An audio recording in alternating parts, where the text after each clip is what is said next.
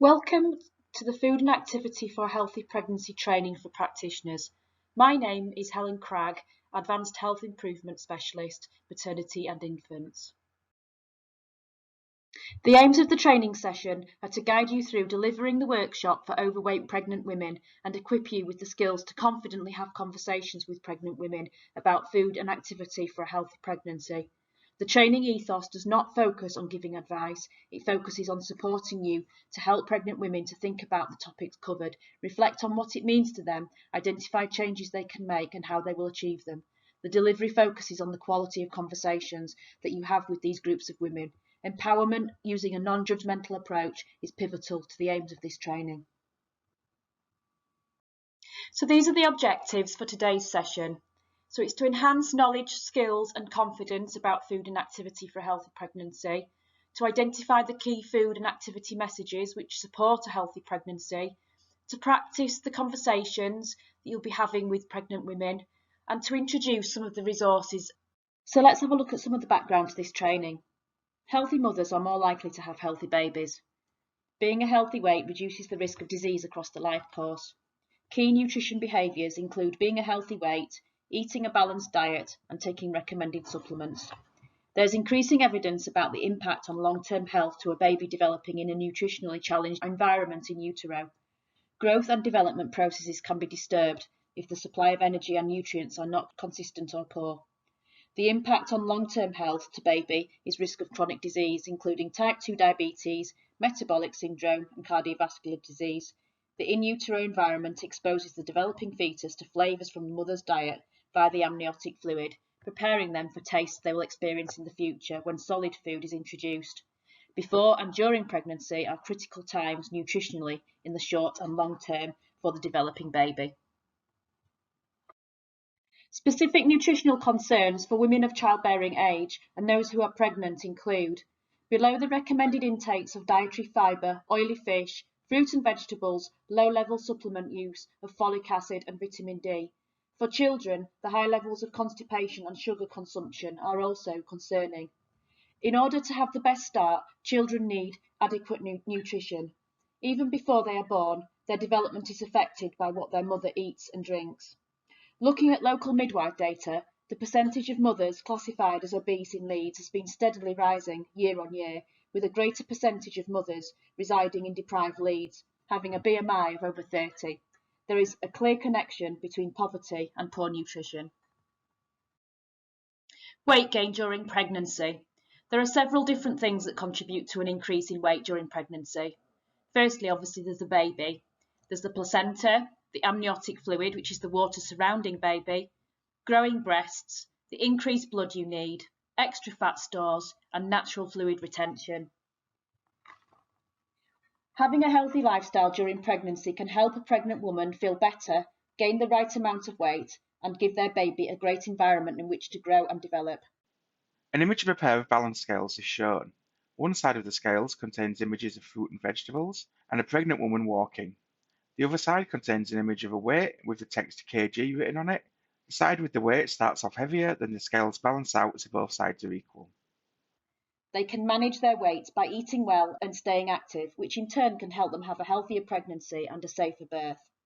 There's no formal evidence-based guidance from the UK government or professional bodies on what constitutes appropriate weight gain during pregnancy.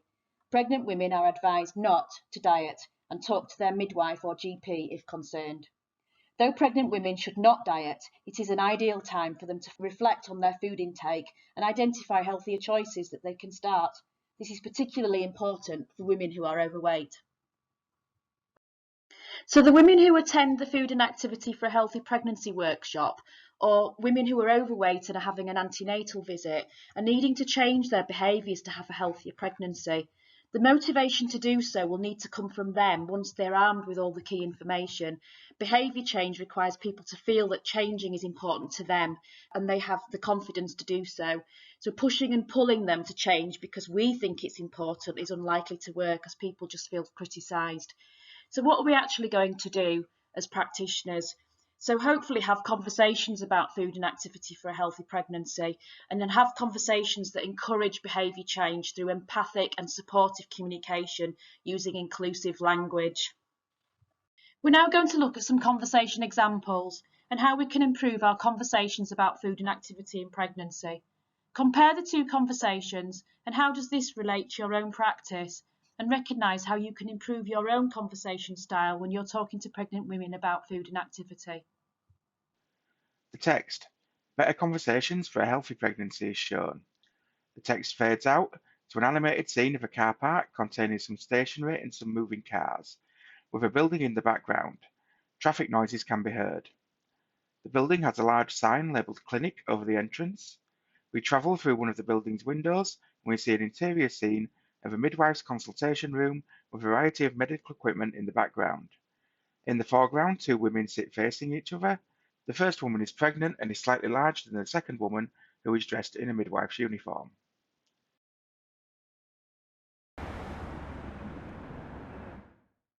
Can we talk about your weight today? Yes, okay. Do you know that by not addressing your weight during pregnancy, it could be harmful to you and your baby? Well, I know that I am overweight and that isn't good for me, but I didn't know it could harm my baby. I now feel a bit worried, so what should I do? Let me give you some leaflets on healthy eating, and I'd like to make a referral to one new Leeds to help you increase your activity levels. Is this okay? Well, yes, I suppose so. Are there other things I can do? You need to think about your diet and what you're eating, as this can affect your weight too. What is your diet like? Do you eat healthily? This is a good time to make some changes, as it will benefit you and your baby. I try to eat healthily, but I know there are improvements that I can make.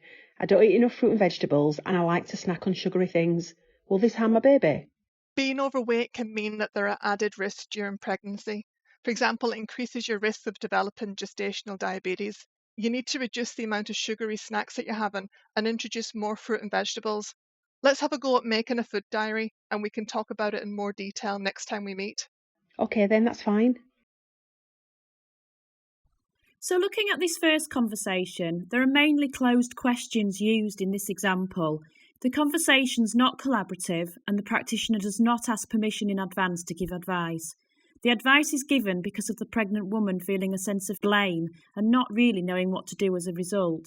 The practitioner does not explore the woman's own narrative, values, or experience around food, activity, or weight, and the practitioner fails to support her to come up with her own solutions. The pregnant woman feels like she is going along with advice given by the professional as she feels uncomfortable and guilty that she may be causing harm to her unborn baby, and there was little reassurance offered. We return to the pregnant woman and the midwife in the clinic's consulting room.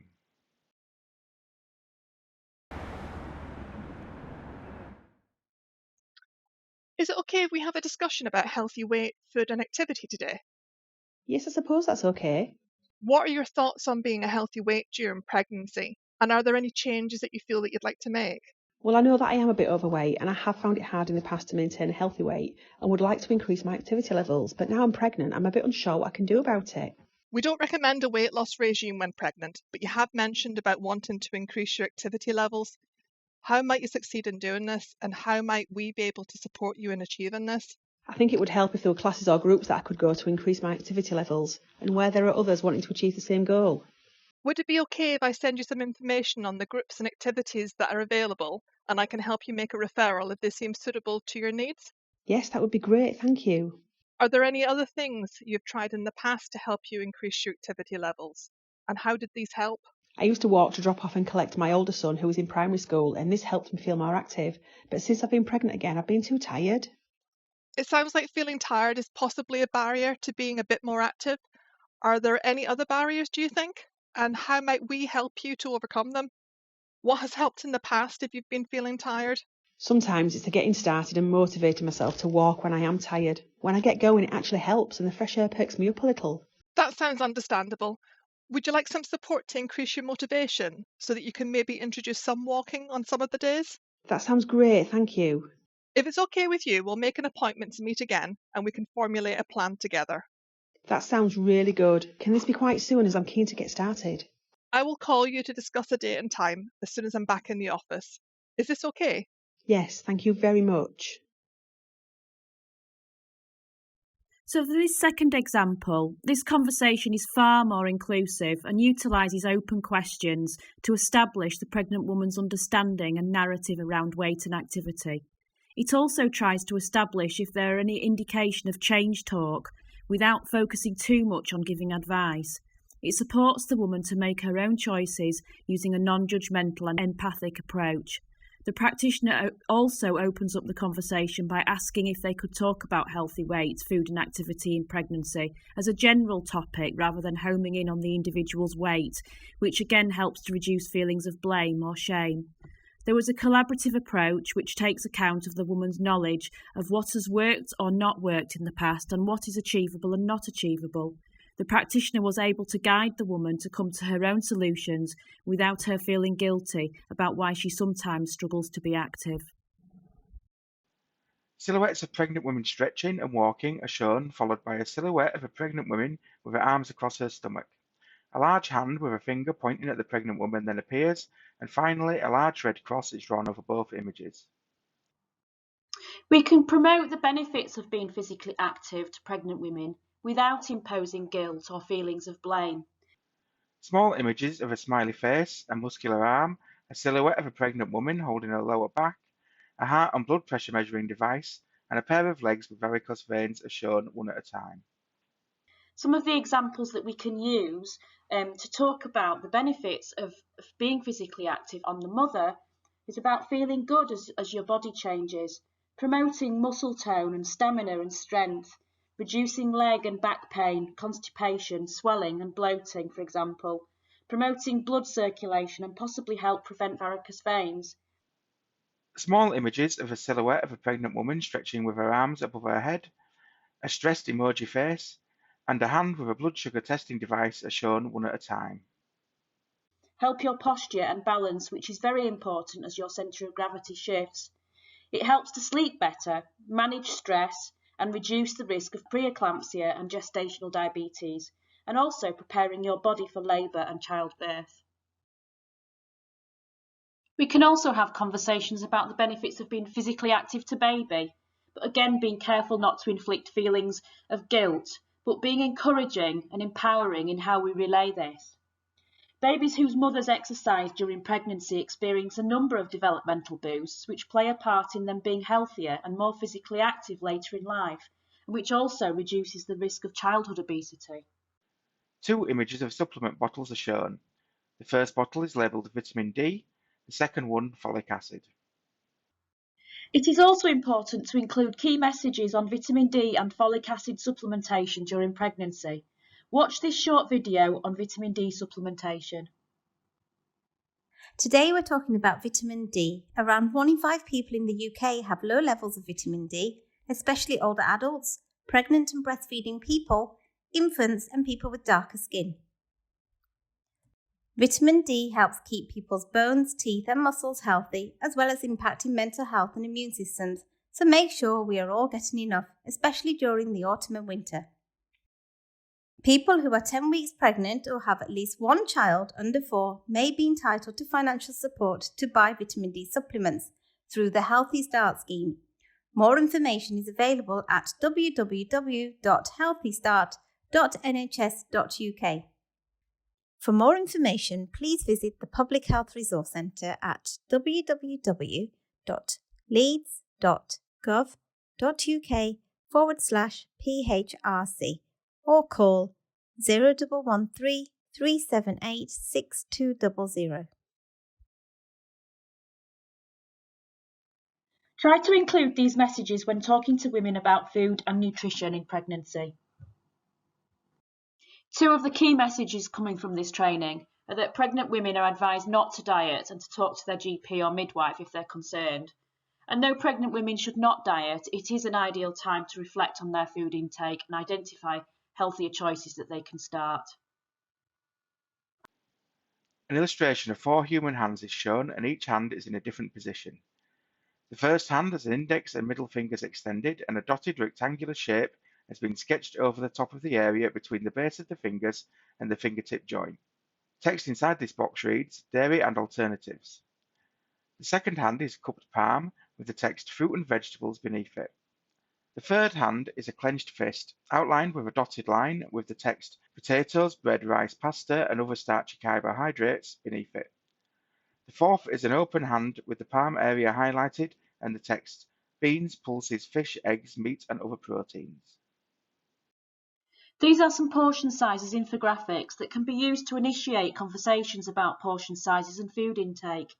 They can be helpful to support women to visualise what is a healthy portion size and to understand food constituents, for example.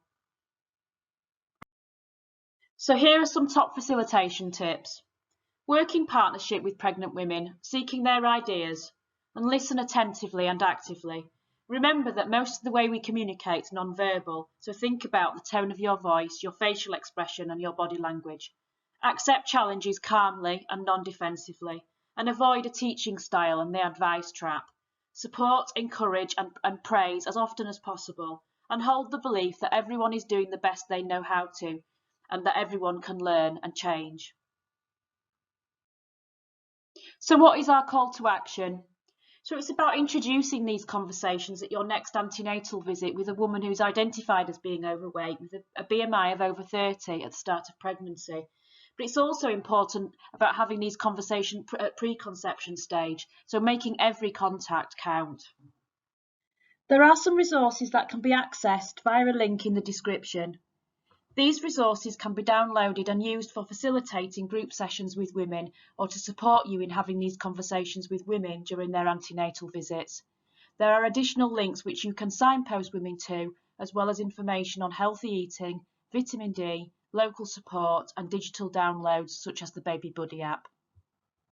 Thank you for participating in this training. I hope you found it useful in enabling you to improve your conversations with women about food and activity in pregnancy.